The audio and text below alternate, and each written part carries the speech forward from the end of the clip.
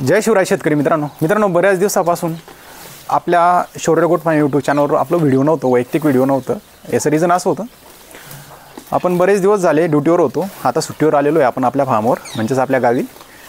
Video बनवायचा reason असं होतं मित्रांनो, जनरली सगळीकडेच पावसाळा होता आणि पाऊस खूप अतोनात झाला होता. जास्त पाऊस असल्या कारणाने आपलं जे मूक प्राणी होतं, म्हणजे त्यांचं जे जनजीवन होतं ते सगळंच विस्कळीत झालेलं होतं, तसंच माणसांचं सुद्धा झालेलं होतं. विषय फक्त एवढाच येतो ना, माणूस तर बोलू शकतो, त्याच्या गरजा तो पूर्ण करू शकतो, पण हा मुका प्राणी नाही करू शकत. तर विषय एवढाच होता मित्रांनो, आपला जो शेळीपालन व्यवसाय असेल किंवा कुक्कुटपालन असेल किंवा कुठलाही गुरंढोरं तुम्ही पाळत असाल, सांभाळत असाल, पण त्याची गरज भागवणं हे खूप महत्त्वाचं आहे मित्रांनो. तर याच अनुषंगाने आपण आज हा व्हिडिओ बनत आहोत. तर मित्रांनो, शेळींना मुक्त संचार पद्धतीने तुम्ही सांभाळत असाल किंवा बंदिस्त पद्धतीने तुम्ही सांभाळत असाल, त्यांना झाडपाला देणं हे खूप गरजेचं आहे मित्रांनो. जसं की आता तुम्ही इथं बघू शकता, आपण हा कडुनिंब म्हणतो याला आपण आमच्याकडे.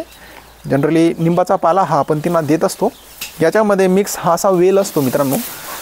हा वेल म्हणजे खूप प्रोटीनयुक्त असतो आणि त्यातल्या त्यात हा निंबाचा पाला असतो.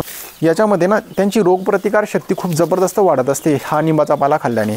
जर तुम्हाला पॉसिबल झालं ना तर तुम्ही दररोज द्यायचा प्रयत्न करा एक वेळेस, आणि जर नाही पॉसिबल झालं ना तर हप्त्यातनं 2-3 वेळेस नक्कीच द्या मित्रांनो.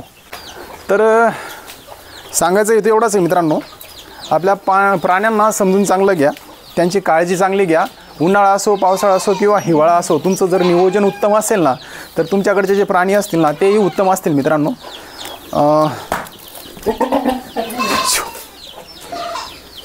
तर हा निंबाचा पाला आणि ह्यावर असलेला हा गुळ्या खूप आवडीने खातात जनावरं.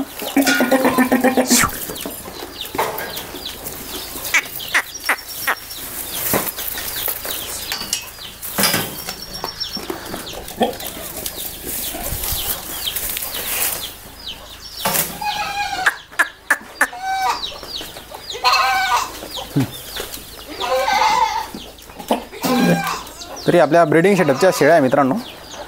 या शेळींना क्रॉस करण्यासाठी आपण हा बोकड ठेवलेला आहे आणि ह्या बोकडाचा जर रिझल्ट तुम्हाला बघायचा असेल तर बघा, हा रिझल्ट आहे. खूप छान असं पिल्लू दिलेलं आहे. यामध्ये गुळ पाणी आहे